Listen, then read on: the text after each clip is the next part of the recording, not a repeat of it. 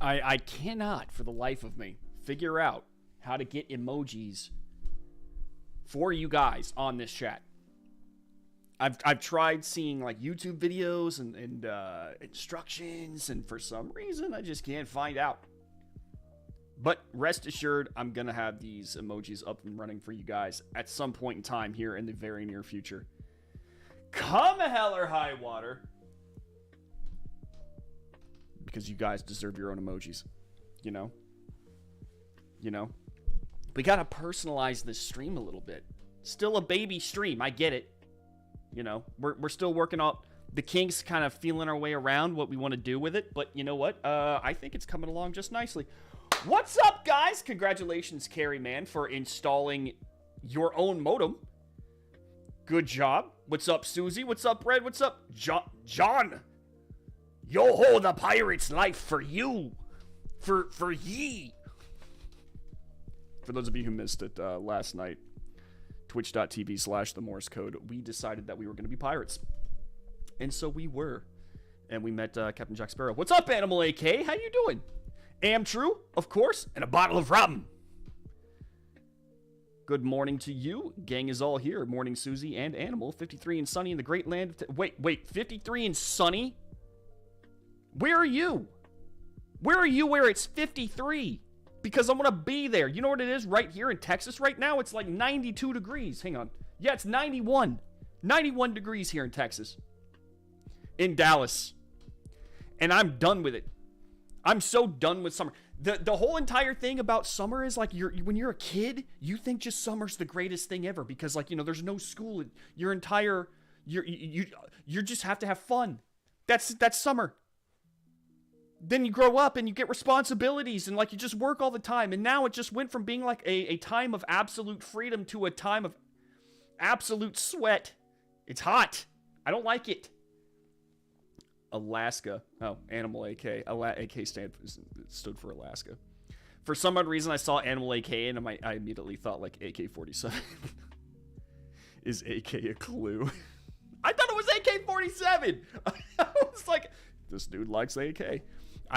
So do I. I've got an AK. I'm in Grand Theft Auto. I've got an AK in Grand Theft Auto. ATF. I do not actually have an AK. I do not own an AK. I have one in Grand Theft Auto. I'll be honest, I missed the clue. Yeah, exactly. Some people are just smarter than me. And by some people, I mean most people. Most people are smarter than me. We've got a lot to talk about today. And all of it is awesome. It's awesome. Some of it revolves around what happened with Elon Musk. Because he had his Twitter meeting, for those of you who missed that, and the meeting was leaked. Project Veritas, for some reason, had the entire meeting, and I can't help but think that they had the entire meeting because they were allowed to have the entire meeting, not because they leaked it. Also, Japan. What's going on in Japan? Well, apparently woke culture is trying to take hold in Japan, and I saw Amtrue was stationed there for a while, so I hope you actually weigh in quite a bit here because I'm gonna want your opinion on some of this stuff. But apparently, out in Japan, woke culture is feminism in particular is trying to take hold, and the women are rejecting it over there, and it all has to do with boobs. I'm not kidding. Boobs are saving Japan from woke culture. True story. Also, Jordan Peterson really made some people mad. Again. I mean, that's kind of what it... I guess that's kind of a redundant phrase. But Jordan Peterson, he decided to weigh back in on the beauty standard thing after he had caused a massive uproar not too long ago. Bibs. And he's back at it again, and it's absolutely beautiful. But first... we're going to go ahead and tackle this Elon Musk stuff because, to be honest with you, I think it's the funniest thing that I've seen today. No, my taste in rifle runs more toward pre-64 Winchester Model 70s. You know what I saw earlier today So I'm a big Escape from Tarkov guy. I love playing Escape from Tarkov. Like if I'm not doing this or working or hanging out with my wife, walking my dogs, but I'm probably at my computer playing Escape from Tarkov. And one of my favorite guns in that game is an M1A. The M1A is awesome. So Colin Noir, who is I used to work with him. He's a really good guy. Colin put on his TikTok the M1A. Like he was using an M1A, and he calls it the muscle car of guns. Now, I had never actually like looked into a real life M1A. I just liked the way that it felt in the game. Dude, the M1A now, in my honest opinion, might be one of the sexiest guns I've ever seen. I want one so bad. I want an M1A. I think like I was like gonna save up, you know, like maybe I've been building an AR platform. I might put that on hold. I might put that on hold so I can just buy an M1A. I want one. It is just chef's kiss. Like the stream. Yes, please. Like the stream if you would, please. That really helps me out, guys. Also, everything I'm about to talk about is on redstate.com, or will be. Please go to redstate.com. You can follow along with me. Also, sign up for the VIP program. Use promo code Morse on sign up. Really helps us out. Really helps us out. Thank you guys so much. Also, it gives you access to the comments. And I love reading your comments. I love interacting with the comments. So by all means, please. Obviously, if I didn't like the comments, I wouldn't be having an entire show revolving around comments. I love Japan. I've done a lot of work there. Japan makes awesome octopus cartoons. I need to get an octopus emoji just for you. Let's put it this way. Grandma is God in the family. So it's a matriarchy? That doesn't actually surprise me. Yeah, so I grew up on Japanese culture. I'm a tiny bit of a weeb. I'm not gonna lie. I grew up watching Japanese anime all my life. And to this day, like I still like Attack on Titan is easily one of my all-time favorite shows, and I still go back and I watch it. You know, I'm obviously it's not done yet. The final volume has to come out for the last season, but I'll still go back and I'll watch the other Attack on Titan episodes. It's so good. Recently, I really got into Food Wars. Food Wars was really cool. I wouldn't even call it edutainment. It's more like, it kind of is a little bit edutainment. You know, that and Dr. Stone, both edutainment. It's kind of crazy. And I wrote not long ago, I was like, if you really want your kids to have good TV, you know, if you want them, like, if you're tired of the woke culture stuff American kid shows are trying to push on your kid, have them watch anime. There's so much, like, Dr. Stone is such a good show for kids. And what's funny is, like, I got roped into watching Dr. Stone as an adult. And the reason Dr. Stone is so interesting is because it really, you know how, like, back in the day you had Mr. Wizard and Bill Nye the Science Guy back before he was woke, and then, like, you had Beakman's World and all that stuff? Imagine a science show with an actual story behind it that still kind of delves deep into the science, right? It's really fascinating stuff. And I was like, man, the Japanese kind of figured out how to marry everything. They married anime, they married the science, they married the education all together to create this really interesting show. So I was like, when I have a kid, or I mean, you know, obviously I'm going to, when my son gets old enough to understand what he's watching, I'm totally going to have him sit down and watch Dr. Stone. Very interesting stuff. I was stationed in Yokosuka when I was 22 years old. LOL, fun times. I would love to go to Japan. Buy it now before they try to tax it to death. Yeah. The M1A. I'm gonna get it. How much are they, I wonder? How much is an M1A?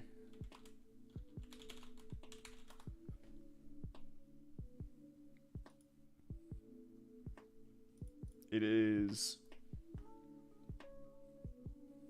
Look at this guy. I mean, how cool it look. It even looks cool. It even looks... Look at this. That's just a pretty looking gun, dude. There's like some guns out there that just they are cool, but I just hate the look of them. Like the Vector, I hate the look of the Vector. I think it's just god awful looking. The M1A though just looks incredible.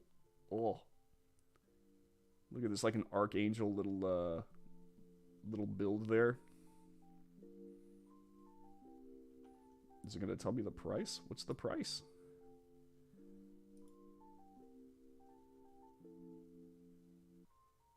Oh. I'm gonna have to be I'm gonna have to save up a little bit. It's it's a little expensive, but you know what? Worth the price. Like, I really love the look of the 1911. I think the 1911 is just a very pretty gun, you know? And I actually have one, and I love to shoot the gun. I like a gun that has weight to it, and the 1911 has weight to it.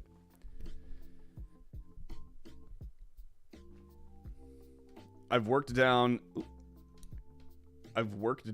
in Kansai, all around the Tokyo area and up to Tojiki Prefecture. I hope I'm saying that right. Tojiji Prefecture. Miss Animal speaks and reads Japanese, so she gets along better over there than I do. I want to learn Japanese. Personally, I like the style of the FNP 90. I'd love to own one more of those. In Grand Theft Auto. Wakarimashita. Check out Mushishi. I will do that. Mushishi. I really like how a realist hero rebuilt the kingdom. I've never watched that. What is that? Y'all are giving me...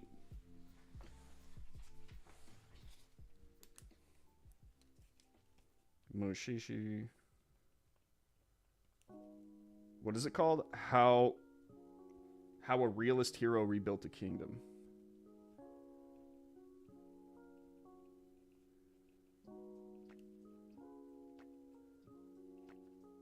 Okay. I'm always on the lookout for new stuff to watch.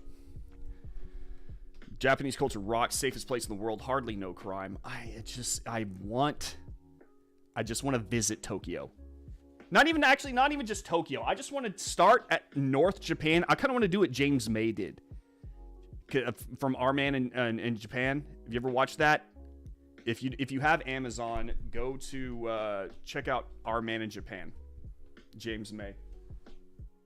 But he starts at North Japan and he makes his way on down to South Japan. And the stuff that he experiences is just awesome looking. I want to try it.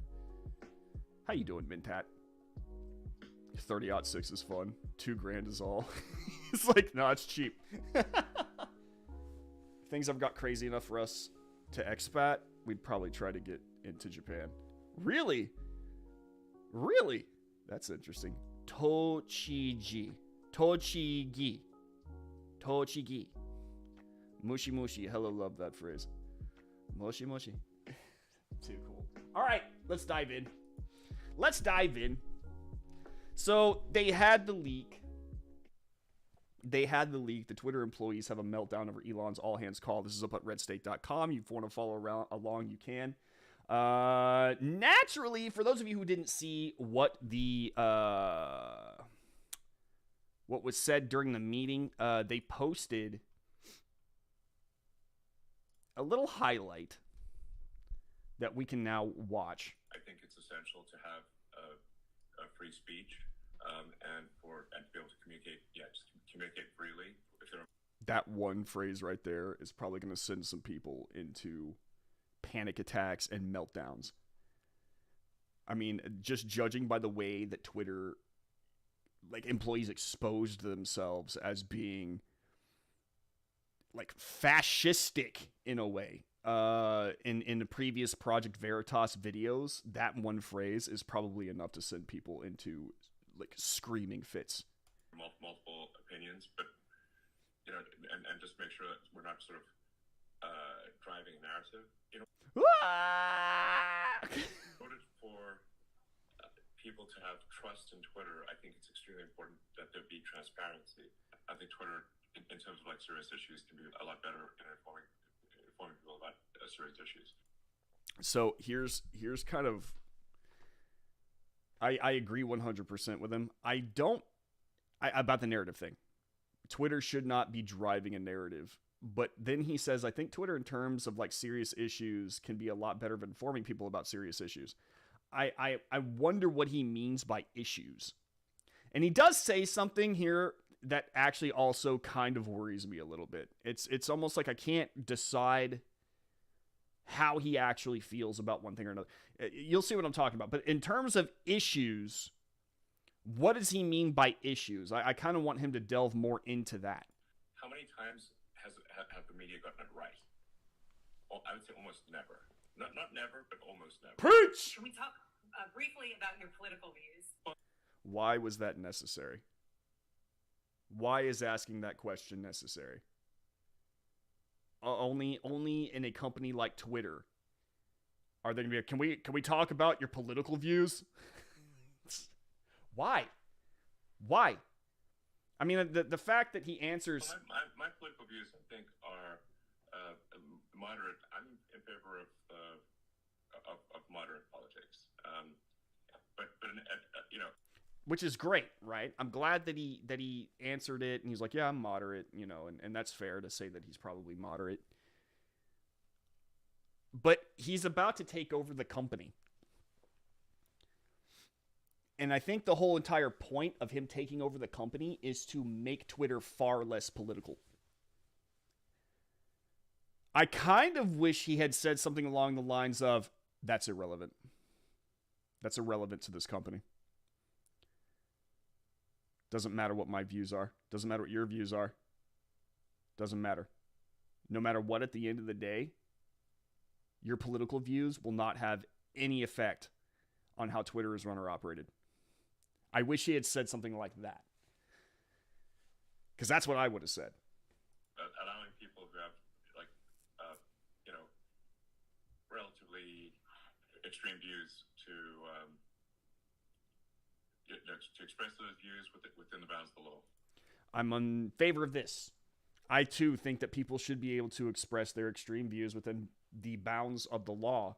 Because, and I've said this multiple times, and I'll say it again and again and again, you want these people being able to say these things in the open. You want that. Okay? Because it allows their ideas to exist, to be exposed to sunlight, where it can be weighed and measured by the public. Okay? And whoever said it, all right, will suffer the consequences of what they said. Brendan, are you endorsing the mob? No, I'm not endorsing a mob per se. But in an environment where free speech is allowed to reign, people are going to be able to judge extreme things being said without fear of a narrative coming in and helping that thing along or hindering that thing. It is exposed to the people in a fair environment where it can then be lifted up or destroyed. And here's the thing. Extreme views. Extreme views doesn't necessarily mean good or bad in this case. There have been extreme views that have been expressed in the past that actually were very good. There was a point in time where saying something along the lines of, white people and black people are equal was considered an extreme view in several places. So, I mean, extreme views that might be considered extreme today might be the norm a year from now, 2 years from now. And it might be a good thing. Right now, you are expressing views on Twitter and in your personal life that these people at Twitter are calling extreme. Are they extreme? No. They might be considered extreme by mainstream culture, but they're not extreme. And it is my hope that some of the views that I express that are considered extreme will become mainstream. For instance, I think that free speech should be one of a free nation's top priority. Right now, there are people who think that that is extreme. But I want that to become, once again, the top priority of a free nation. You know, it's free speech within the context of the law. So it's not. I'm definitely not suggesting that we, you know, just flout the law, because we'll get shut down in that case. And I think there's also there's freedom of speech and freedom of reach. Right there, freedom of speech or freedom of reach. I like that. There's freedom of speech and freedom of reach, but here's the issue. He said or. And he says something that I actually kind of get a little worried about. So I think people should be allowed to say, you know, pretty outrageous things that are within the bounds of the law, but then they don't, you know, it doesn't get amplified. It doesn't get, you know, a ton of reach. So here's the issue with that. It doesn't get a ton of reach. So he's still advocating that Twitter turn down the reach of certain things that are said. And my question at this point in time is, once Elon Musk takes over, who makes the decision about what is and isn't extreme? Now, if someone says something along the lines of, you know, all Jews are evil, all white people are evil, all black people are evil, and, you know, and staying within the bounds of the law kind of gets suggestive about what we should do about this. Is that what he means? And you know, is there going to be a clear line? He says transparency is going to be important. Is he going to draw a clear line about what kind of speech is not going to be amplified? If that's the case, then cool. I would like to know. But that still is Twitter deciding who is and who isn't going to be amplified or just have like the regular communication standard. We might completely agree with what he's got in mind at the end of the day, because of course there is some speech that I don't want to see amplified, you know, but I mean, again, a bad idea existing in the wide open is going to get shot down. A bad idea that is being hidden away might not be shot down. It might only garner a little bit in terms of attention, but the people who get that attention, it's not being argued against in the wide open. And stuff like that can grow stronger. I don't know. But let's continue.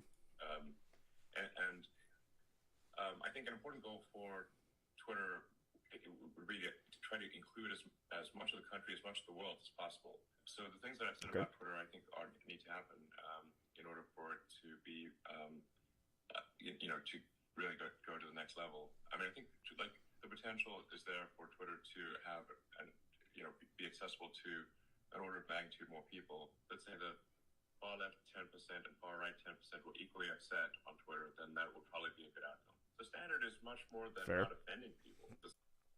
But who's the radicals on both sides? Who are the 10%? What are we talking about here in terms of what is considered radical? I would like to know. The standard should be that they're very entertained and informed. I'm not saying that I am here. Let's put it this way. I am cautiously optimistic. I know it's Elon Musk we're talking about here, but Elon Musk is also human. You know, I'm curious at the end of the day what kind of freedom that he's talking about. You know what I'm saying? I think we need to be careful about where this goes. Still, I trust Elon more than anybody else in terms of who could take over Twitter and make it a free speech space. Don't get me wrong. But I still think that him being human, he's prone to make... Just the other day, he argued against, you know, open gun ownership, you know, stuff like... And Dana Lash had to kind of... I wouldn't say shoot him down, but kind of correct him on something. So it shows that he's not 100% there yet. So I don't know, man. It'll be interesting to see how this turns out, but I think that we should definitely keep a close eye on what happens. The employees were acting like high school kids on Slack. Unreal. I'm about to get into that. I did feel the Kobe earthquake 600 miles away in Tokyo. Unreal. Oh. He uses lots of knowledge from the world, including Machiavelli, to bring the kingdom out of medieval times. Machiavelli is more of a villain than I think people... Or less of a villain than I think people think. Yeah, why are his political views on the table for discussion? They shouldn't be. Red. They shouldn't be. The entire... Yeah, once Elon Musk takes over, politics is irrelevant. Right now, Twitter is ruled by politics. The point is to get politics out of Twitter. Or at least, in control of Twitter is what I'm trying to say. So, yeah, if I was Elon Musk and the CMO says, hey, what's your, can we talk about your political views? Yeah, my immediate response would have been, nope, we can't, because it's not relevant to this conversation. It's not relevant to your job. So if that's a problem for you, you know where the door is. Also, I want to make this clear. I think that Elon Musk is already signaling. He's not signaling. He's actually saying. There are people working in Twitter right now who are about to lose their jobs. And it's the people who have decided that they're not going to pull their weight. That they take the ones that take weeks off or like a month off for mental health reasons. Y'all remember that in that video that we watched? They're gone. I'm pretty sure that the people who insulted Elon and made fun of him, like for instance, that Twitter executive, remember the guy who ran away from... That's on the YouTube page right now, actually. It's in one of the highlights. If you want to see him run away from James O'Keefe, the Twitter exec who insulted Elon, made fun of him because he's on the spectrum. That's on YouTube. You can go, but he's probably gone. I imagine Vijaya Gad is gone.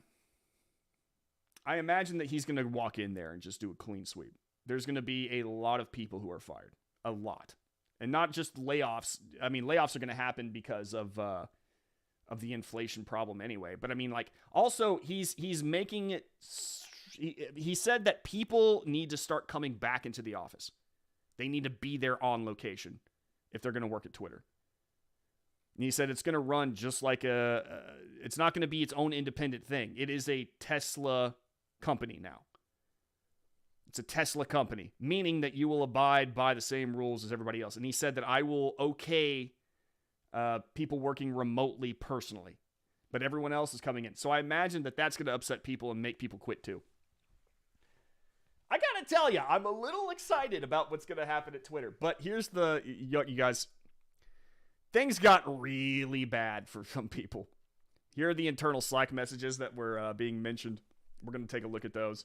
I was in the Navy. Trust me, I worked with people I did like and didn't. Still got the job done, period. At the end of the day, it's a job. You got to get it done, period. If you're getting paid to do a job, then do that job. 32 years in my industry, I've worked with people I disliked and would gladly work with again. And I've worked with people I liked and wouldn't want on a project for all the tea in China. Same, bro. But like you said in a previous episode, I think he answered it because the question was not of factual substance, but of emotional substance. He humored the question for their emotions. You're not wrong. I still just, at this point in time, I think that we're beyond Twitter employee emotions. It's like, it's happening. It's happening, and things are going to change here. And he should take the Netflix approach. You don't like it? Leave. This ain't the place for you. Bye.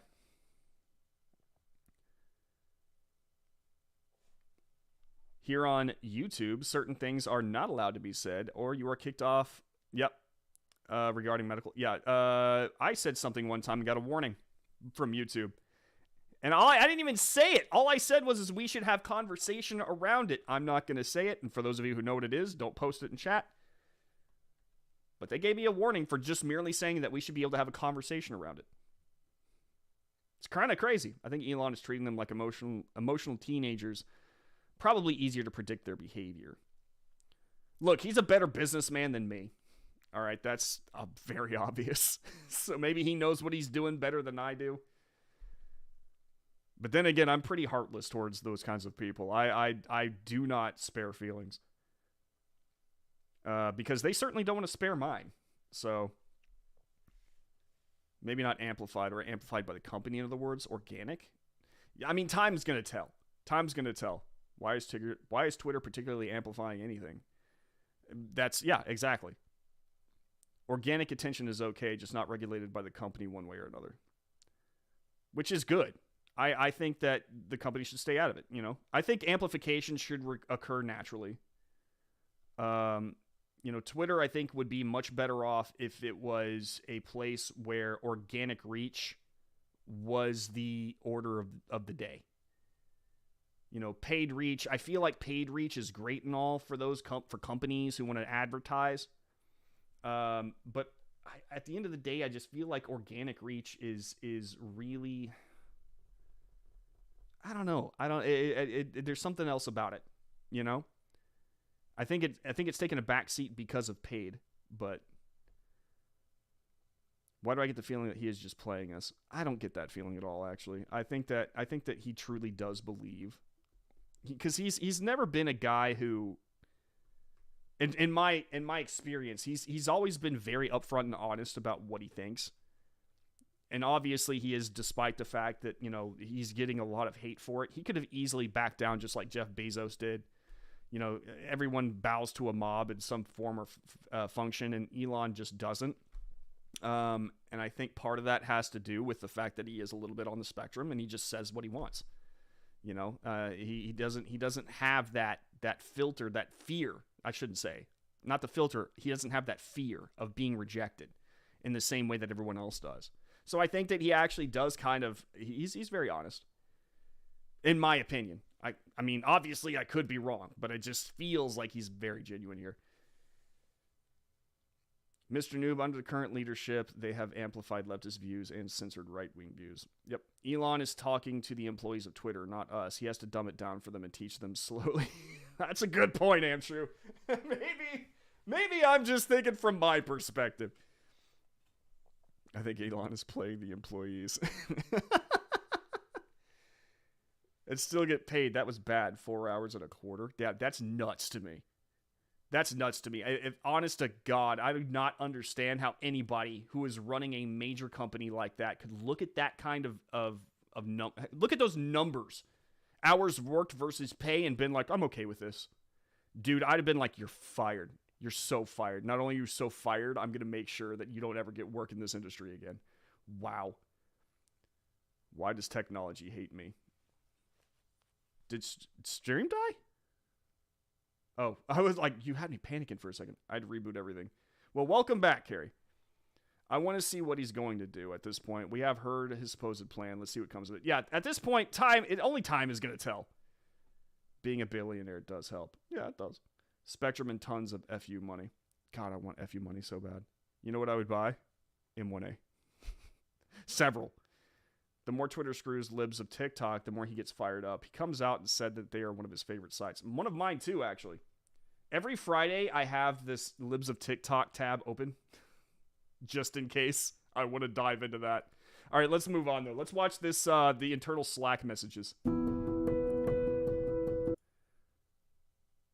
All right, so how do you define measure usefulness? Serious question, interest, and strategy. Money is not fundamentally digital, not seeing any equity analysis or awareness here. I have questions for Jack about why he thinks this guy is brilliant and smart, to be honest.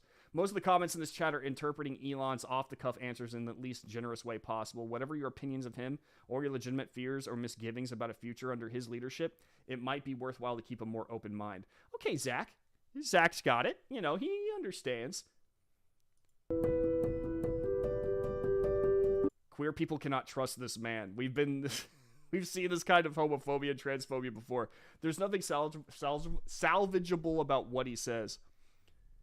Holding space for you and other queer tweeps. Okay. I do not understand how people can sit there and say, they can watch someone say something along the lines of, hey, free speech. Free speech is good. And then immediately someone goes to this whole entire idea of, oh, this is homophobia. This is transphobia. Everything he's being said, or everything he's saying is an attack on the LGBT community.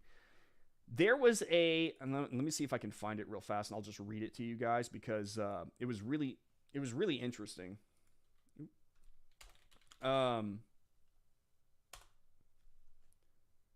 It was really interesting because it really kind of opened your eyes to. Let's see if I can find it here.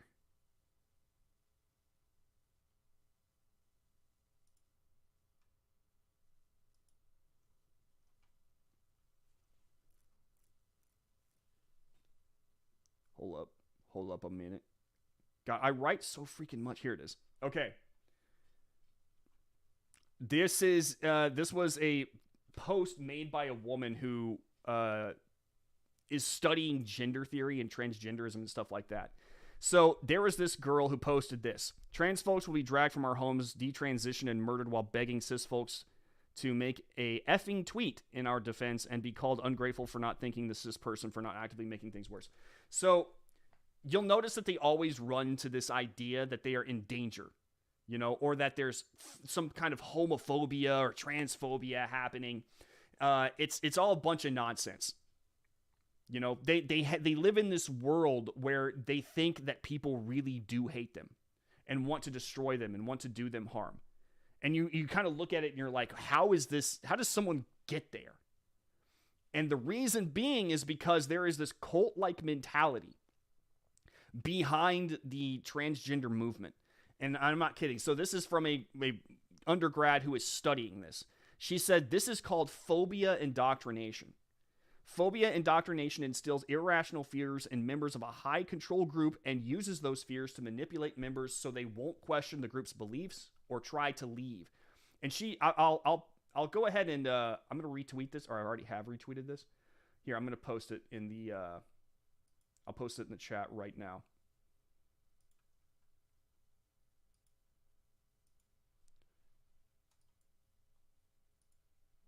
Just for you guys.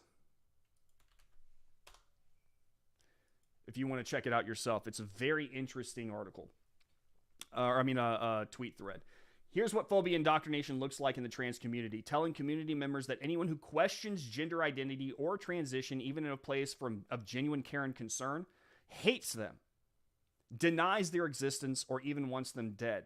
This pushes community members, especially naive children, young people, to cut themselves off from friends and loved ones who may question or contradict trans community, or may simply fail to follow elaborate or bizarre protocols trans communities leads young members to expect.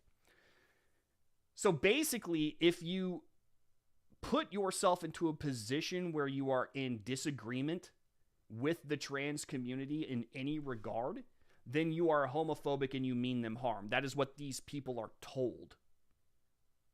The activist community and the LGBT community have been very hard at work to make that a thing that many, especially the young people, believe. So one of the things that is a threat to the transgender community is free speech, comedy even. Like you'll see them speaking out against all this stuff. So Elon Musk says something along the lines of, hey, we need free speech. And immediately you have LGBT community members going, oh, well, this is phobia. This is going to put us in danger. It's big time brainwashing. It's almost cult-like. And it's sad to see that these people are that scared. That they've been brainwashed into believing that they should be that scared.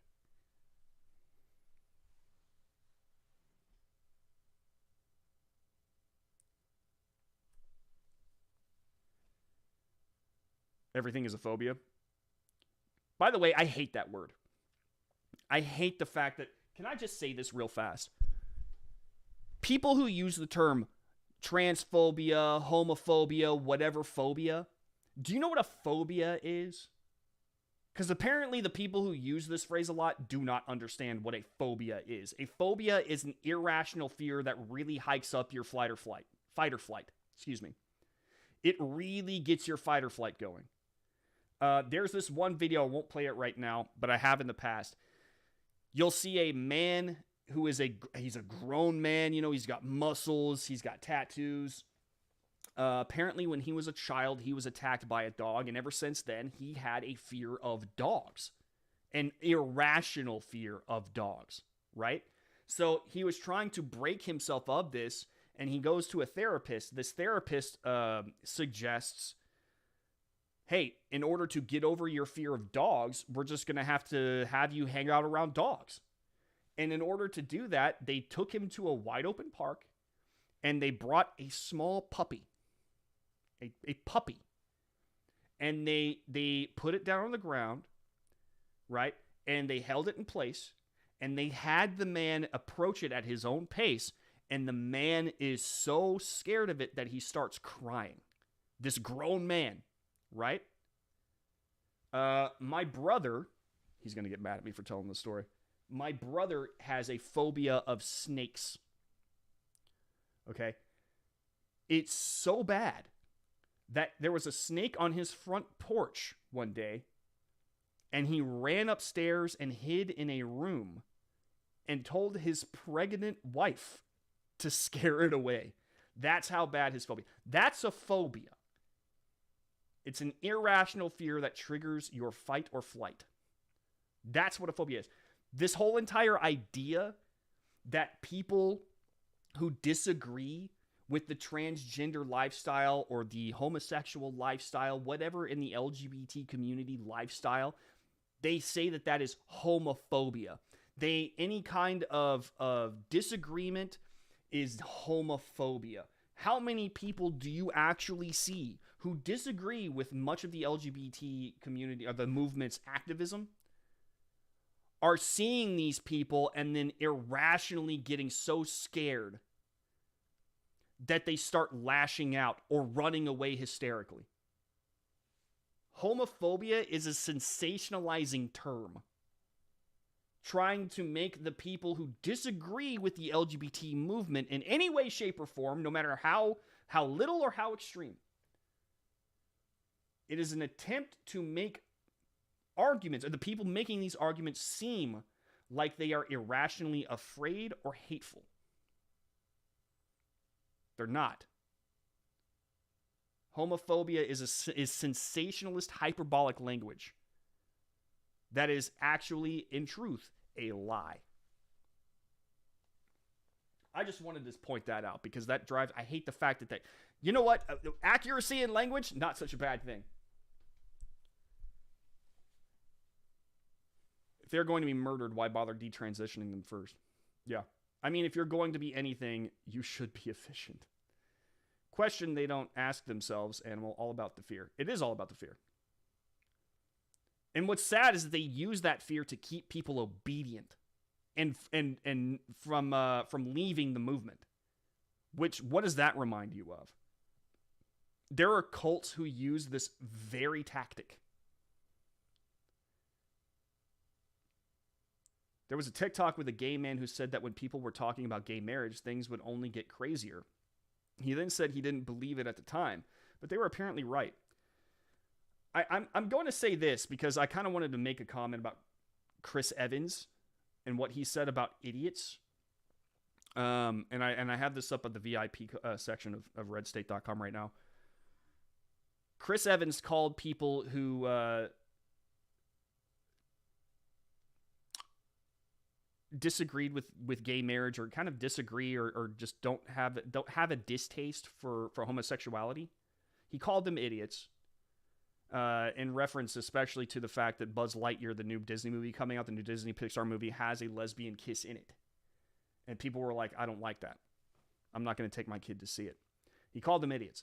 And he said that they were on the wrong side of history. And whenever these movements come up, these movements of people come up, they're always left behind in the dust. And I think that he is both right and wrong here.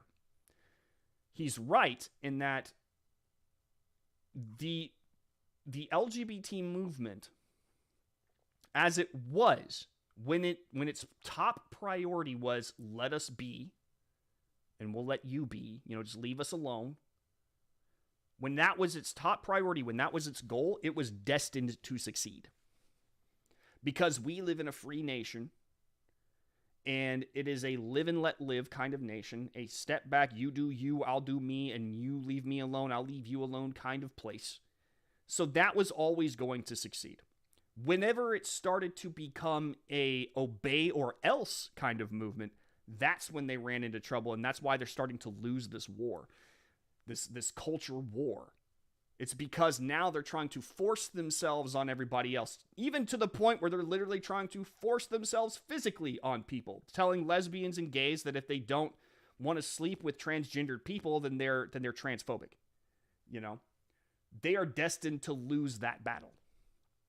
I think that Chris Evans is mistaken in his thought about this stuff. I think that he saw the victory of the LGBT community in the past, and he relates it to today, and that's just not the way things work here in America. If you refuse to comply, you're against us. Exactly. Obey or else. That's their position now, and that's a losing position here in America. There's a young woman here on YouTube who has a phobia of butterflies. She's terrified. Yeah, I mean, people have phobias, but you can see what a phobia really is, Phobia is just the wrong word to use for people who disagree with you. Snakes are Satan's disciples. A lot of people have a snake phobia. My late stepfather had that. Yeah, it's not uncommon. Oh, he killed them snakes hardcore. Yeah, a snake phobia is not uncommon. My sister has one as well. I mean, there was a small garden snake that was a pet to somebody. Or it was a tiny boa or something like that. It wasn't that big. But my sister wasn't even necessarily, she was about 10 yards from it, and you could see that she was starting to sweat and shake. She's got that bad a phobia of snakes. I like Phasmophobia. Phasmophobia is a great game. Frankly, I'm kind of with your brother, Brandon. Dislike is not a phobia. Exactly. That's the key phrase. Dislike is not phobia. And here's the other thing. I want to make this true because I make this clear. People are like, oh, you must be bigoted for not liking homosexuality. It's like, look, people have preferences, and sometimes these preferences are religious, and sometimes these preferences are just preferences. I do have a religious preference against homosexuality, given it doesn't make me hate the homosexual. I have a lot of gay friends. I don't hate them at all. I love them to death. I just don't enjoy or participate in that aspect of their lives. It is okay to have a preference against homosexuality. It is okay to want your child to share in that preference. But a preference is not hate. If you have a distaste for homosexuality, you have a really good reason behind it. I personally find the image of two gay men kissing to be a little gross. But if you ask a gay man, hey, what do you think of a man and a woman having sex? They're going to be like, I think that's gross. Fair enough. That's your preference. I have mine. But we don't hate each other. We just have that preference. But you can't say that. You have to, according to today's modern LGBT movement, you have to be wholly on board. Not just on board, but reverent. You're destined to lose that fight. You can't do that. You can't force people to think something. You can't force people to feel something. Especially in a free country. You want to be left alone? You want to get gay married? Whatever, dude. I'm not here to stop you because it's not my business. Don't force a church to do it. Then we have a problem. But if you want to have a ceremony somewhere and you know, all that's whatever, dude, you do what you want to do. It ain't my business. You leave me alone, I'll leave you alone. But you come after me, you come after my kid, now we got an issue. You try to force my kid to watch something or learn something in school, now we've got an issue. But, I mean, you know, Evans is right with one thing. All right, these companies are going to put more homosexuality in the movies, and that's their right to do it. That's their right to do it. It's also your right not to watch it or take your kid to watch it. And that's just a free society. That's a free society. The left always twists the meaning of their words. It suits their... They love to play with words. They've always done that. We've actually covered that before on this stream. The left loves to play with words. When I was Live and Let Live, everyone was fine with it. Yeah, it's look. There's a reason that the Live and Let Live LGBT movement succeeded. It's because most people were like, fair game. I got nothing. I don't care. I do not care. Just don't force churches to do it, to gay marry you or whatever. But you know what? Other than that, you do you, man. You do you. And then it evolved into obey or else. Now there's a war. A culture war. But now they don't leave us and the kids alone. It's because I want to make this clear. I want to make this very clear, Cleo. Because you brought up a good point. There are many people in the LGBT community that I know who are absolutely disgusted with the activists who are trying to push the movement into other spaces. Into this idea that people have to obey and be reverent, because all they want is to be left alone. And I've seen some of them say that this culture war is probably going to cause people to become anti-homosexual, not phobic, anti-homosexual, meaning that they push it so hard that people become angry at the movement in particular, or the LGBT community in general.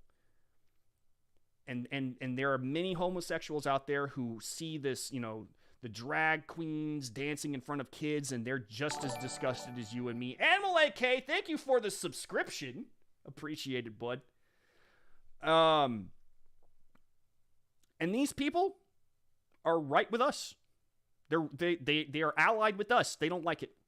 They just want to be left alone. They want to leave you alone. And you know what? I'm friends with them. Let's go. Let's freaking go. So when I talk about the LGBT community and I'm disparaging some of the things that they're doing, what I'm really talking about at the end of the day is the activists within the community trying to push their movement into unsustainable territory. Into unfree territory, into tyrannical territory. Let's say that.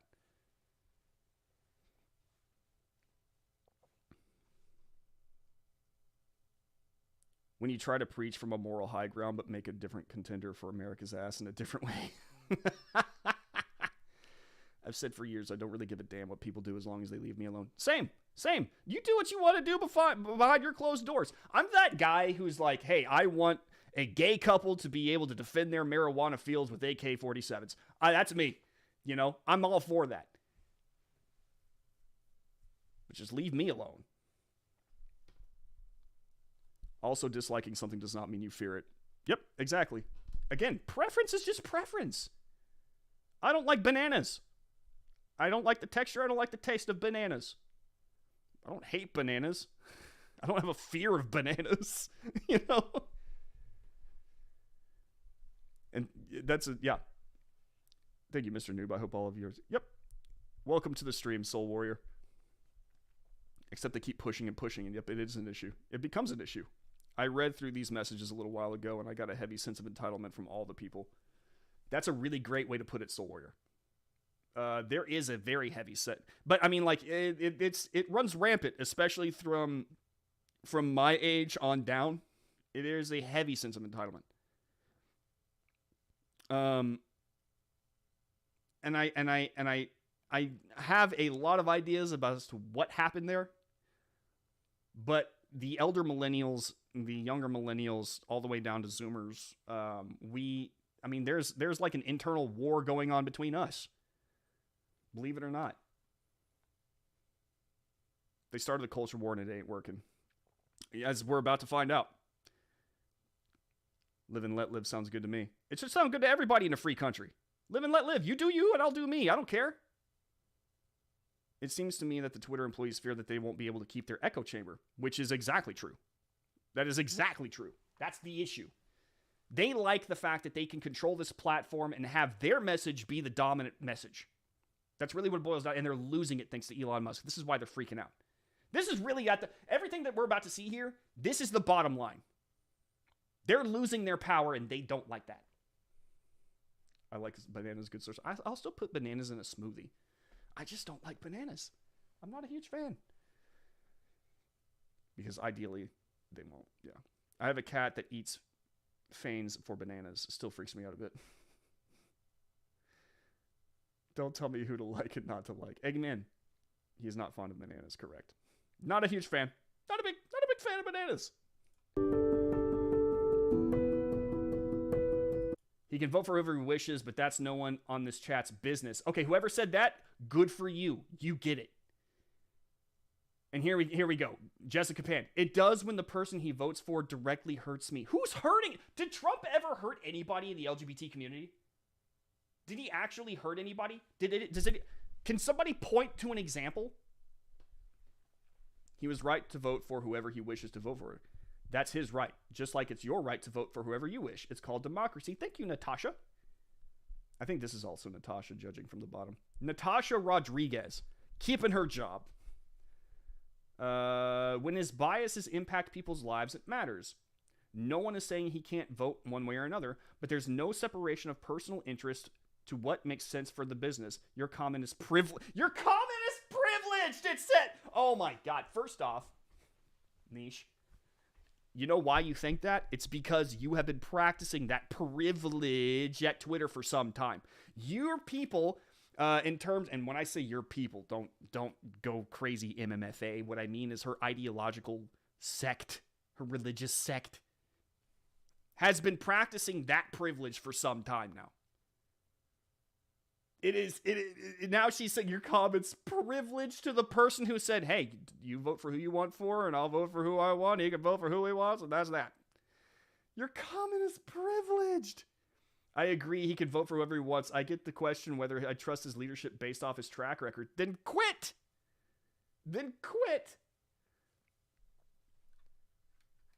And how come Misha's personal, her personal preferences, her personal interests get to rule over everybody else's? But the moment Elon Musk comes in and says, hey, personal interest has nothing to do with this, now all of a sudden you're mad that his personal interest, you know what his personal interest is? To take personal interest out. She's mad that her personal interests aren't going to be the one that rules the day. This is beautiful. This is what really entertains me is the fact that these people have zero self-awareness. Zero.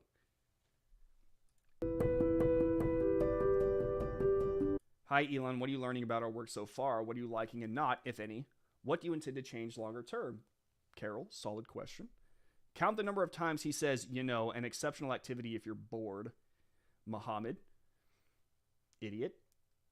Is it too early to drink? Ashish. Okay. He can vote for whoever he wishes, but that's no one's chat's business. Oh, right. Moderate politics in which country? This country, bro. This country, David. Why do I feel like he was not prepared for this meeting?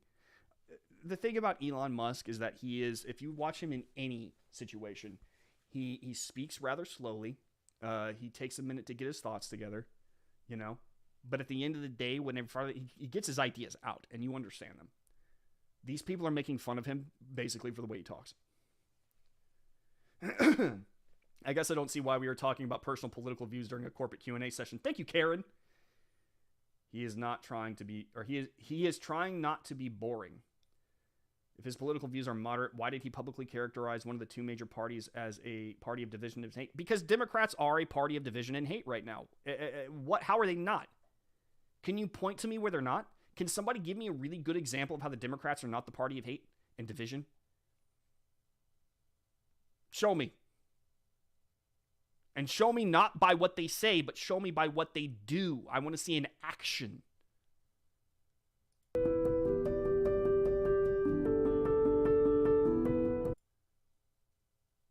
They're talking January 6th. Was terrifying because social media was potentially a critical catalyst. What are your thoughts on how we react to the memes of mass destruction? A good moderate candidate who believes in QAnon. Oh my God. These people on Twitter, who work at Twitter, are delusional. Ron DeSantis, leader of the Don't Say Gay bill. There it is. Also up on the Red State YouTube in the highlight video, we read the entire Don't Say Gay bill and found that it didn't say gay one time. We read the entire bill. Go check it out for yourself. It is on the YouTube channel in the highlights column. They don't like the fact that he said he was moderate. They don't believe him. I think I do believe him. So you want to enable people to have a voice and share thoughts, but if it's boring, you won't amplify it, right? I don't. These people bother me. These people bother me. I think that their idea is that they are. I think they honestly do think that Elon Musk is somehow a terrifying man because he is a man who does not subscribe to the ideological radicalism that they have been taught is normal and good. I think that they think that they truly are the good guys in the room. And there was this one interview that I saw with a former Antifa radical who woke up one day and understood that she was the baddie.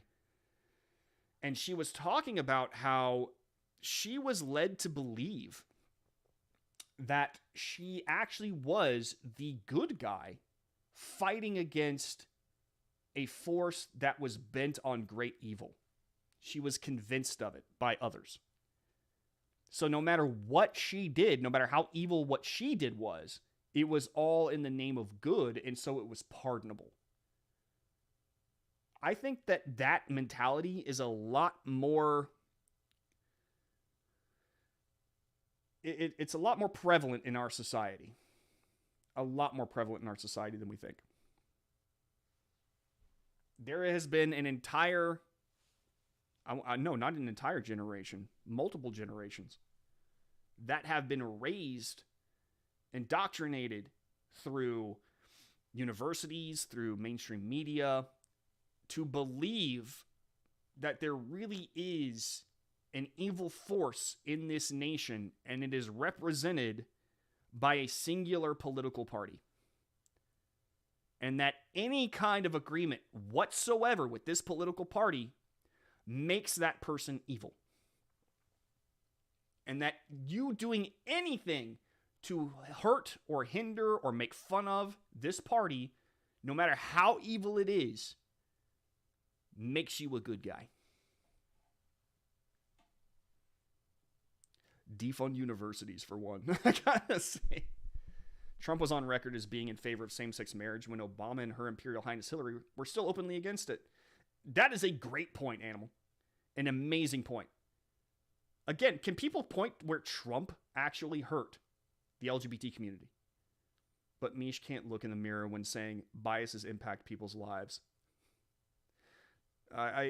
Again, the self-awareness is completely lacking from these people. Democracy is privilege. LOL, that is funny. Yeah, Elon and Joe Rogan was amazing.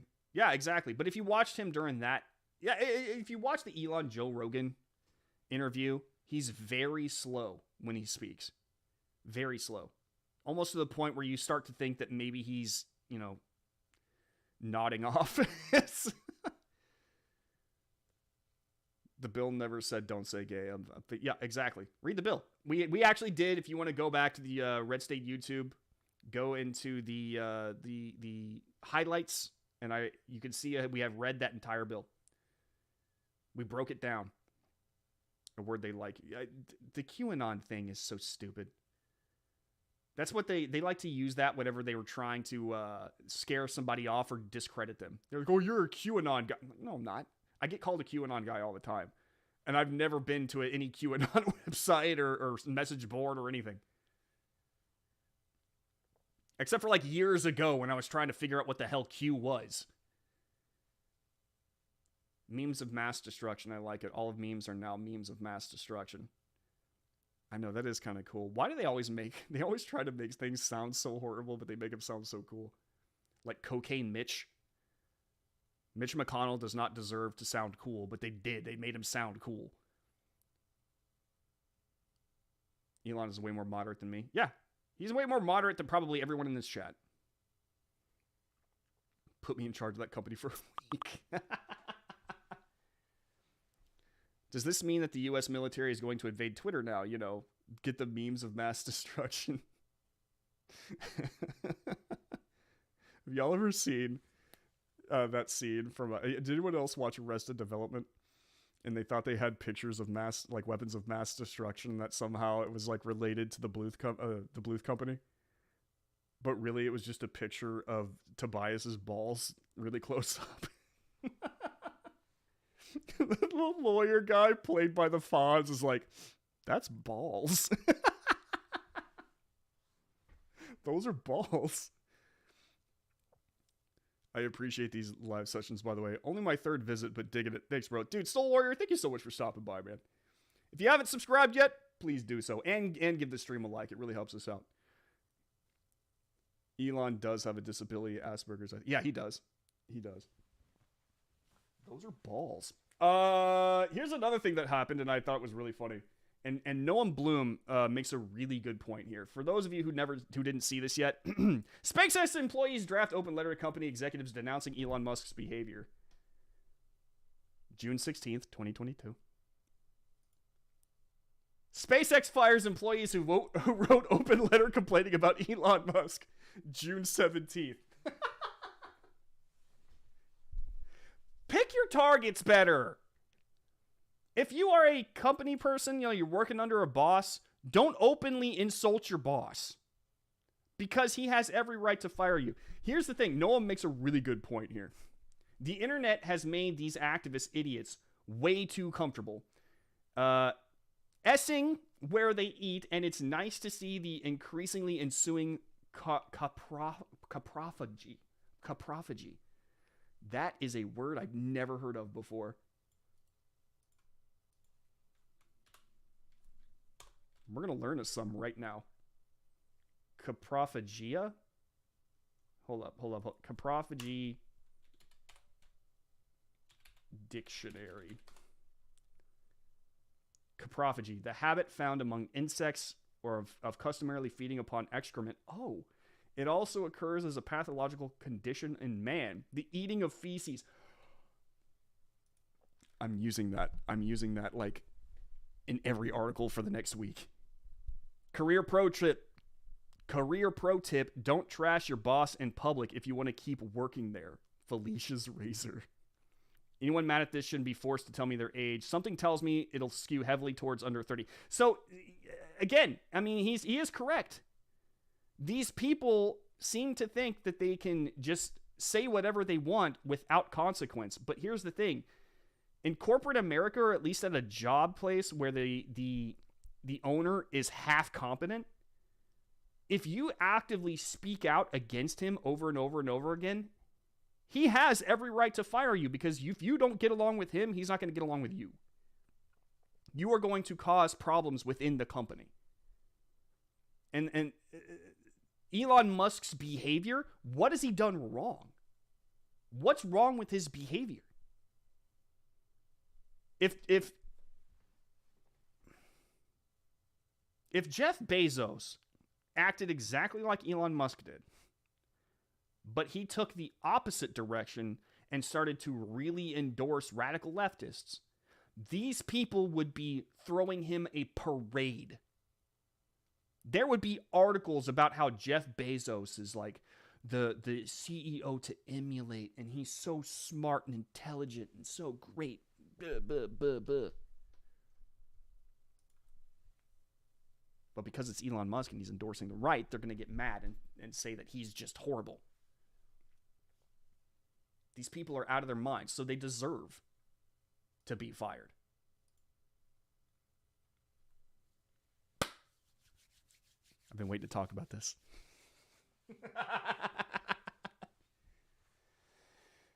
I told you guys we were going to talk about breasts in Japan. I told you guys. I said that.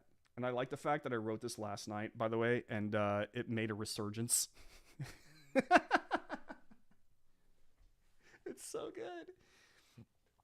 In the way they mock Elon for not being smart. Okay, you know what? Who's the richest man in the world with multiple successful companies, and who's a Twitter employee complaining about the boss? Like, who's probably living in a 2-bedroom, maybe 1-bedroom apartment, who has to take off a month for mental health reasons? Of the two of those people, who is not the smart one? So to catch you guys up about this story, Kakistocracy, because that's where we are right now. Kakistocracy.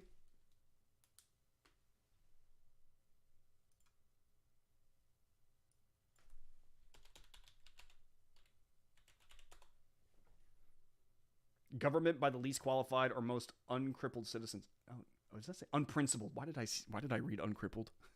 What? I need a day off. That's what it is. In Japan right now. Going back to Japan. Respect for the women fighting against the madness. Exactly. So in Japan right now, the feminist movement has gone about as nuts as the woke movement has here in America. No matter where you go, a social justice movement is pretty much static. No matter what culture it's in. The difference is how that particular culture deals with social justice. Now, Japan, for those of you who are not familiar with Japanese culture, Japan is very good at resisting Marxism. I'm not saying there aren't people seduced by it, but they're pretty good at resisting it. And the proof can actually be seen in the entertainment and art they make. Here in the United States, we're so soaked in it that everything, whether it's a movie, a book, a television show, a commercial, video games, okay, comic books, it is all soaked in social justice. It's all soaked in woke culture. However, if you were to see Japanese media does not suffer from that problem. All right. Again, you watch Attack on Titan. There's not one bit of wokeness in it. You watch Demon Slayer. Not one bit of wokeness in it. You watch Dr. Stone. You watch Food Wars. In fact, Dr. Stone and Food Wars would probably make feminists very angry. It does not bother with Marxist politics. It does not bother with woke culture. Japanese mainstream culture does not accept it, apparently. However, there have been people who have been seduced by it, and so there is a feminist movement in Japan, but the feminist movement has gone insane there, just like it has gone insane here. There, overseas, they have a problem with boobs. Boobs, according to them, are a... they are here in America, they would say that they empower the patriarchy. Apparently, if you have boobs, it's the same thing as saying, if you have boobs, big boobs in Japan, it's the same as saying you're a housewife here in America. It's the same thing. Very odd stuff. So there was a company that released a picture for an ad. And they used a model who apparently gives out free images to these companies. Her name is Saya Akane. Saya Akane gave them this image. Now, looking at this picture right here, do you see anything wrong? Do you see it as overtly sexual? Do you see anything here that might suggest that she is trying to attract a man? Or do you see just a stock image of a woman in modest clothing, talking on the phone. Right? Nothing wrong there. Now, not to say that Akane does not have risque photos. If you look at her Instagram, they're full of risque photos. I'm not going to pull them up here. You can go search for them yourself. But Akane does, she is an influencer. She is an Instagram model. Okay? And some of her pictures do get a little, they get a little sexy. Okay? It's an Instagram model. But here in this picture, she's doing absolutely nothing wrong. But you'll notice that Akane does have larger than normal breasts. It's part of what makes her Instagram successful. According to a Japanese website who was covering this story, the feminists became very angry with Akane, and they became very angry with the company who posted that image. And this isn't the first time they've gotten angry with a company for posting an image of a woman with larger than normal breasts. They've gotten angry at a clothing company. And I've seen this clothing company. It's called a Heart Closet. Heart Closet, I looked through their clothing lines, and they all are very, I mean, it almost looks like this. I mean, it's just very modest. Very modest looking clothing. But the problem that they're having is that these women have breasts, and breasts are they appeal to the male gaze. They can't have that. And I'm not kidding. This is the reaction from feminists in Japan. Feminists went so far as to suggest that she reduce her breasts surgically, and that not doing so is selling your sex. They hurled insults at her, such as calling her a, quote, typical penis-loving woman without honor, and trying to take advantage of men's sexual desires.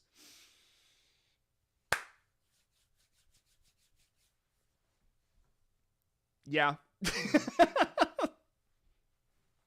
Okay. So what?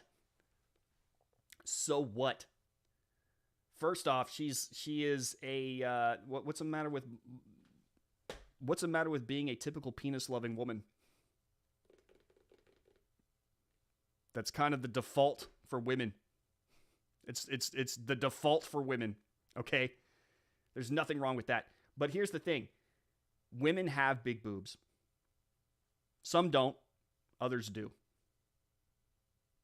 It does not make, I cannot believe I am having to say this, but having big boobs does not make a woman less of a woman. And it does not make a woman less powerful. It does not make a woman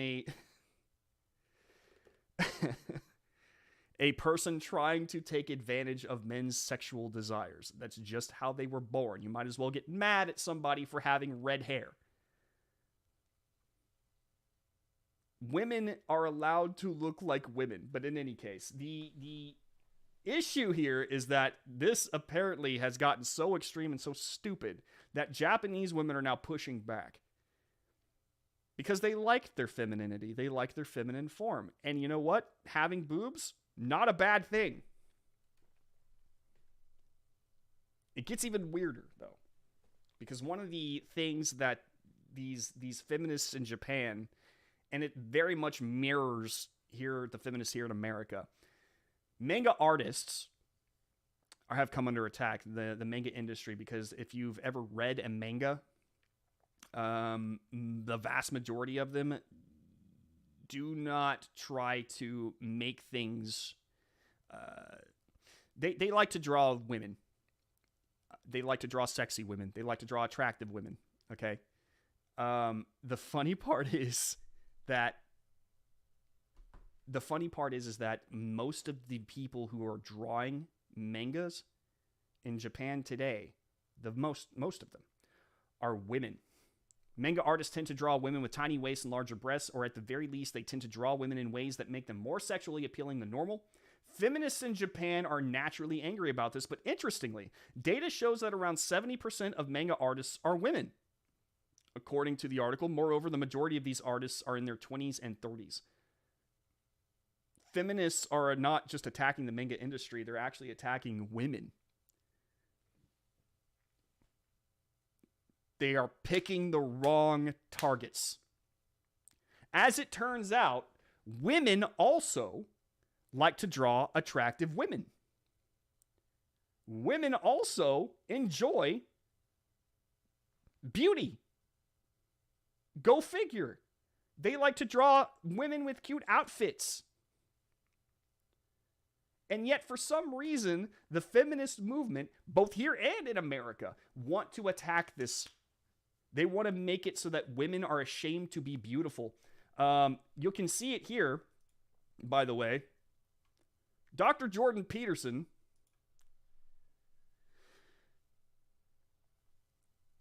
If y'all recall, Jordan Peterson went out and he created a little bit of a stir not long ago. Created a little bit of a stir when he said that Yumi Nu, who was Sports Illustrated swimsuit edition for this year, became kind of the woman on the front cover. Yumi Nu is a hefty woman. She is obese. And they put her in a swimsuit, made her posture weird, and then took a picture and said, hey, here's the new standard for beauty. And Jordan Peterson said, nope, not beautiful. And no amount of, authoritarianism is going to change that. So then Paige Spiranak, I think that's how you pronounce her last name, was voted sexiest woman alive by Maxim magazine. As you can see, yeah, I don't see it. I don't know why they think she's beautiful. Dr. Peterson said, okay, she might be beautiful. Now, I'm not going to scroll down because people got really mad. Here, I'm going to post. You can do it for you can see it for yourself if you want to. Post it in the chat. They got really mad that he said that she was beautiful. The thing is that she is objectively beautiful. There is a standard for what is considered beautiful. Now, I would say that she is far above standard. And not everyone is going to find her the most attractive. Some people actually prefer not the tall blondes with big tracts of land. Some people like the smaller brunettes. Some people like redheads that are very skinny. I don't know. It depends on your personal preference, but the idea behind it all is that there is a standard of beauty that all of this revolves around. Right? And no matter where you go, no matter what culture you go to, that standard of beauty maintains. Okay? Again, this might not be your favorite look, but if you were to go to if you were to line up 100 men, and you were to line up 100 women, and you gave them the option of looking like Spiranak or Nu, the vast majority of them, the men are going to say, I would much rather look at Spiranak. The vast majority of women would say, I want to look like Spiranak. Why? Because there's a standard. There's a standard of beauty. And it's okay that there is, because it's part of our biology. It makes up part of our biology. We're wired to think this. There is actually some science behind this. This is from SQ Online. After a lifetime of being told that beauty is in the eye of the beholder, it may seem strange that beauty has an objective quality. However, even science supports the idea that there is some objectivity to the contributions of beauty to evolution. One meta-analysis of 919 studies revealed that our beauty standards are relatively fixed, both across and within different cultures, proving that there is some universally preferred characteristics. Some important factors that predispose us to perceiving a face as attractive include health, symmetry of the face and body, specific ratios between eye distance, for example, and facial color. Attractive faces are also defined as familiar because they tend to match the average features of what is in the population around us, especially when it comes to proportions. So there is a standard, and it leaps across cultures. Doesn't matter where you go, there's a standard. And these feminists, these social justice warriors, these woke culture idiots, they lash out against the very biological urge that we have to see a standard and appreciate a standard of beauty. They keep picking the wrong targets because they're targets that cannot be overcome.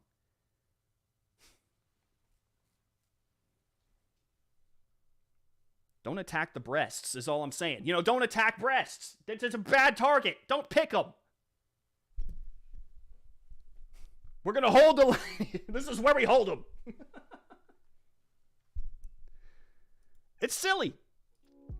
It's a silly tactic, these people. They keep going after the wrong thing. They keep going after the wrong people. They keep attacking the wrong targets. I love it. I love it. They're destined to lose.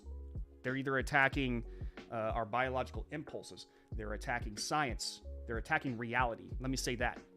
Because, obviously science can be the science. They're attacking reality. They're attacking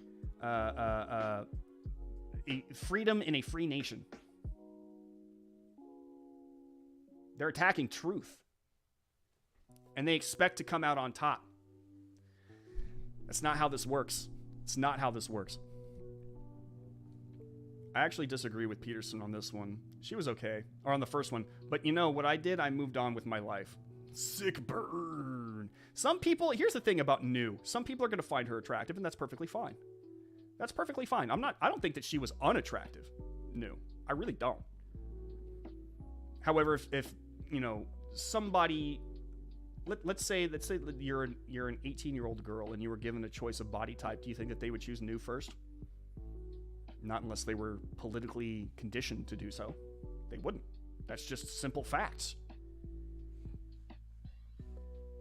No denying she's beautiful, not my preference though. Yeah, she's not necessarily my preference either, to be honest with you. Spiranak, not necessarily my preference either. But she's beautiful. Cancel me. Not thick enough for me, but to each their own. That's my problem with her too. I like a little more thickness. Just a little more. Being overweight is not attractive at all. Just saying. And that's I think where the big issue comes in for a lot of people. They're trying to make this healthy at any size, big is beautiful. And it's like, look, there's women with a little thickness on them, kind of hot. Not gonna lie, kind of hot. All right. She's Spirinak's a little bit too toned for my taste, to be honest with you. But I think that obviously, your preference is your preference, but there is all of this, a standard that revolves around, and being obese and horribly overweight is unattractive for a reason.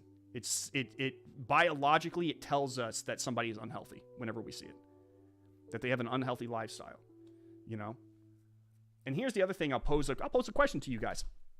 If healthy is also fat, like fat, and I'm talking about fat, is also healthy, and it's beautiful, then how come all the men's magazines don't have dudes with beer guts?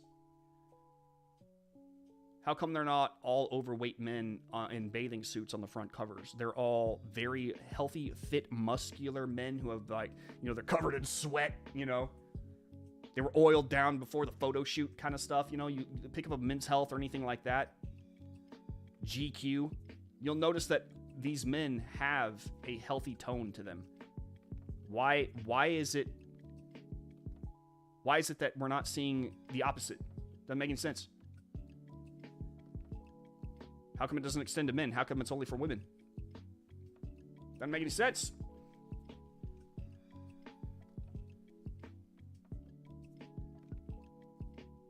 Being healthy is not healthy either. Leave the chesticles alone. Here's the thing. Spirinak's body, Kate Hudson? No, who am I thinking about? Kate Upton. Models like that, they have bodies that are typically not achievable by normal people because their entire job is to be a model. That's their entire job. Right? They spend a lot of time with nutritionists. They spend a lot of time at the gym. All so that they can have these moments where they are in front of a camera looking great. The vast majority of us will never have that. So it's unrealistic. Spirenak is unrealistic. It's true. But it is interesting that they have the ability to take that, you know, this concept of beauty and try to improve on it that much, but it's still a focus on beauty. Because we have a standard. That's just the way it is. Obviously, because they're too busy drinking beer. Yes, so am I. This is...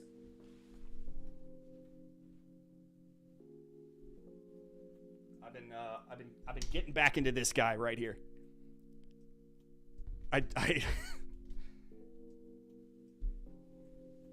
That's not helping me lose weight at all. If those mags ever start looking for dudes with beer guts, I got it covered. I know, right? I'm growing a dad bod right now. They can't get them in to take photos. Sign me up as a cover model if that becomes a thing. I like all the guys are like, hey, if they need guys with beer guts, right here, give me a call. I'll show up, I'll put on a Speedo. I won't shave my back. Not going to do that, but I'll still... Not an f-stop being big enough to make me pretty. A lot of time at the gym. I don't have that kind of time. Or patience. I don't like the gym. I hate the gym. I'm not a gym rat. I've tried to be one. It did not work out for me. I like to be outside. I like to walk and climb and do all this stuff outdoors. One of my favorite things to do was put on some headphones and put on some music or an audiobook. And I used to live in Waco. We had this like trail that went through the woods and like there's like black, blue, green difficulties and stuff like that, like you would on a ski trail. And I used to hike those trails. And I would do it every single day. And it was like my zen time. So I would be working out and de-stressing at the same time. I go to the gym, I feel like I'm working out and stressing. I don't like it. I don't like the gym. A rose by another name is still a rose. Poetic. Don't forget airbrushing and photoshopping. That is actually true. A lot of that happens. The July Moob edition. I just see just some dude with like a beer gut holding like a bottle of whiskey and being like, Moob.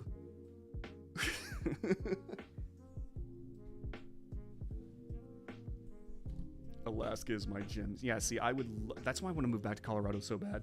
Dude, I was the healthiest I ever was in my entire life when I lived in Colorado. I used to hike up mountains for fun. Now, if I tried to do that, I'd be like...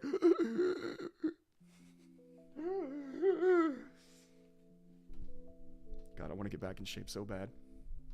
This job makes me a little sedentary. It makes me a little sedentary. Guys, before I go...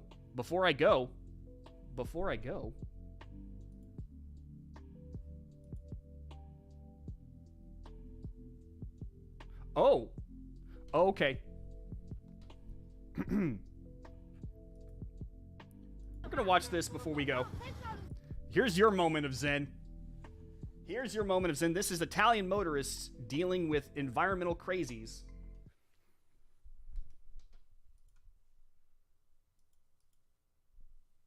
I'm gonna send you off to the weekend right.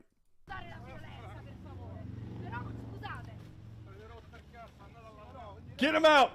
Get him out! Oh, yeah, dude, yes. Get him out. Let the traffic go. Yep. Pick him up. Get the hell out of the way. Lady, don't do it. Don't do it. He grabbed her by the... Wait, can we do... Wow. Start swinging. There you go. There you go. No mercy. No mercy.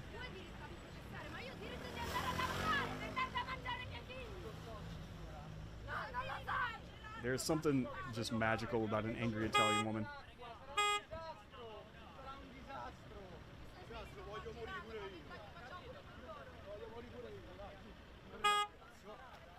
Somebody's gonna have to like hold them there because they're not gonna. They're gonna be. Wasn't it DeSantis who actually made a law that said if you're in the middle of the road and you get hit, that's your fault? If you're in the middle of the road and you, if you're holding up traffic and for some odd reason you get injured, that's not the motorist's fault. Wasn't that DeSantis? God, what a bunch of idiots. You know what I never understood? I never understood why they want to stop traffic, because isn't the point that the CO2 being emitted by cars is damaging the atmosphere? It's damaging the ozone layer. And so, like, what their idea here is that we're going to keep the cars on the road for longer, and that's somehow going to stop global warming. These people are idiots. They're not road scholars. These people have the dumbest ideas I've ever seen in my entire life. They don't understand what they do.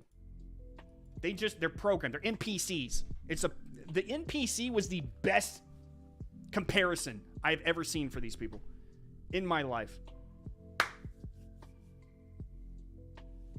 Colorado's gone insane. The pendulum will swing back at some point. It's got to. Grew up in Vail Valley as a kid. Was fun. Awesome. Guys! Eco-terrorists. Yeah. Oh, I've seen worse.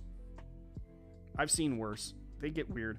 Guys, thank you guys so much for hanging out with me. Go to redstate.com. Sign up for the VIP program, if you will. Promo code Morse gets you a discount. Follow me at the Brandon Morse.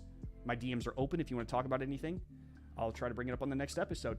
Also, if you are looking for a non-political stream, you just want to hang out and have fun, twitch.tv/the Morse Code. Go check it out. And that's it, guys. Enjoy the rest of your weekend. Don't work too hard. Take some time off. Relax. Decompress. A lot happened this week. That was absolute nonsense. But hey, I liked a lot of what we saw today. Don't attack the boobs. All right, bye.